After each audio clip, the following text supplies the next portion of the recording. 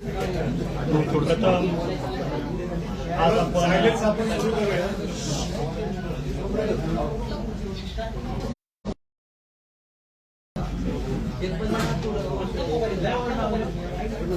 खरं तर आज आपण सर्वांना 11th आवरला मेसेज गेले की अशा पद्धतीचा एक उपक्रम आम्ही मागच्याही 2018-19च्या दरम्यान राबवला होता.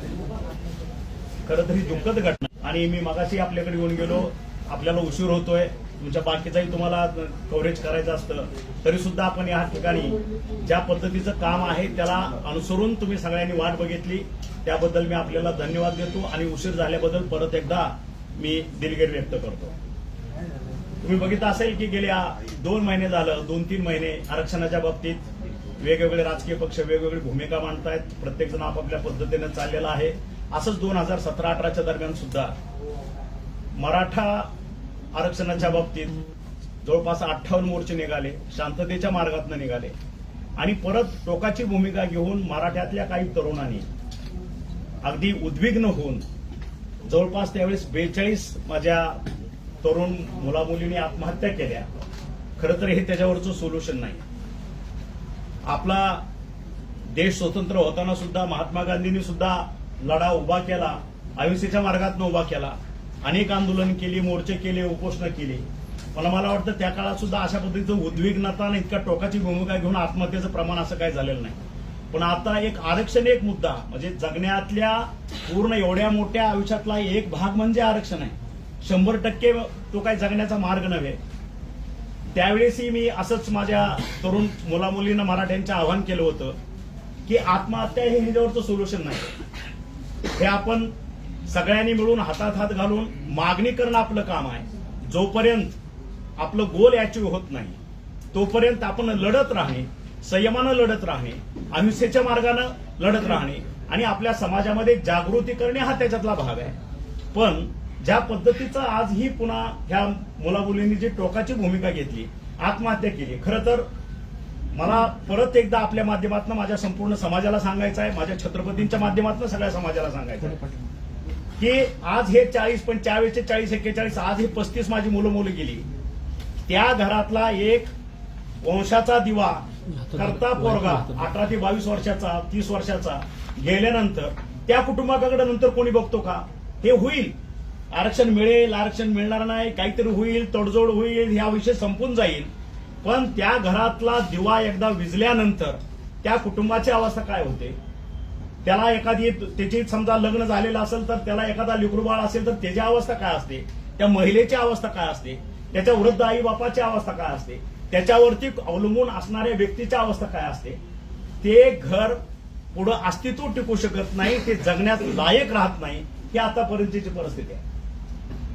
याच्याकडे किती लोकांनी, मराठ्याच्या किती लोकांनी आतापर्यंत जे काही माझे 40 बांधव गेले त्यावेळेस सुद्धा फुल नाही फुलाची पाकळी कुठेतरी दुःखावर फुंकर घालायचे या माध्यमातून मी पुढे आलो. माझी त्या लोकांना त्यावेळेस मी 1-1 लाखाची मदत केली होती. ते काय आयुष्याला पुरणारी मदत आहे का?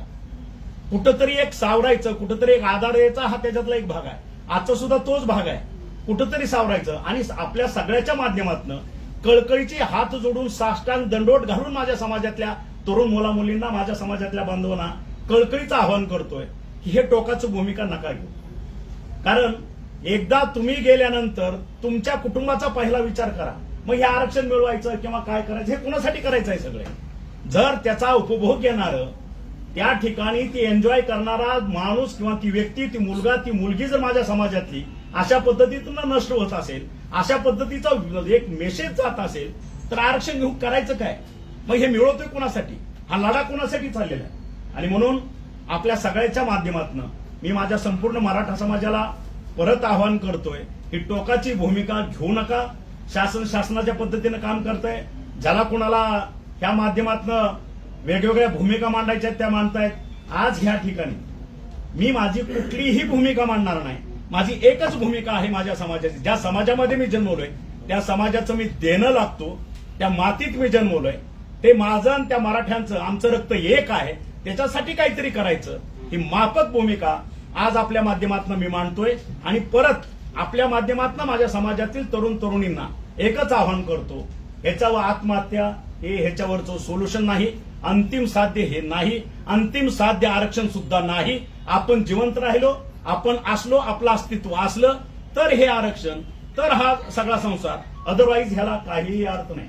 म्हणून आज आपल्या माध्यमातून आज या ठिकाणी महाराष्ट्राच्या कानाकोपऱ्यातनं ज्या तरुण तरुणींनी आत्महत्या केलेल्या आहे, त्याचे कुटुंब, त्यांचे आई वडील असतील, त्यांच्या कोण समजा मिसेस वगैरे असतील किंवा भाऊ बंधू कोणी असतील, त्यांना आम्ही या ठिकाणी बोलून घेतलंय. आणि ह्या आता येणारा पुढा दिवाळीचा सण आहे, दुःखाचा डोंगर सगळ्यावरती कोसळलाय. एक फक्त कर्तव्य म्हणून त्या कुटुंबाला कुठंतरी आधार द्यायचा. हे अंतिम सत्य असू शकत नाही, ह्या आयुष्याला काहीच पुरणार नाही. आज आम्ही आमच्या छत्रपतींच्या हस्ते प्रत्येक कुटुंबाला 5-5 लाखाचा निधी हा भैरवनाथ उद्योग समूहाच्या माध्यमातून आम्ही आज त्यांना देतोय. आणि दिवाळीचं सुद्धा जे काय आता सामान असेल, माझ्याबरोबरचे जे काय सहकारी असतील आमच्या मराठा क्रांती मोर्चातील, ते त्यांच्या घरोघरी जाऊन उद्यापासून ते दिवाळीचं सामान, आता दिवाळी तर ते साजरी होऊच शकत नाही. असं दुःखाचा डोंगर कोसळल्यानंतर आपल्याकडं सण अगदी त्यांच्या तोंडचा घास पळाला असेल, त्यांच्या आई वडील अंतरुणाला खेळले असतील, अशा परिस्थितीमध्ये त्या कुटुंबांना सावरण्याचं काम आज मी आपल्या सगळ्याच्या माध्यमातून करतोय. आणि माझे ह्या 35 आज काय छोटे असतील, काय मोठे असतील, काय कॉलेज लाईफ मध्ये असतील, या सगळ्यांचं दत्तक एक पालकत्व मी आज आपल्या माध्यमातून अस्तित्व मिळेल, उद्या मिळेल का नाही हा नंतरचा भाग आहे. परत एकच सांगतो की आत्महत्या करू नये एवढं कळकळीचं नम्र मी आवाहन करतो. सरकार आरक्षण देत नाही म्हणूनच ही आत्महत्या करण्याची वेळ आहे.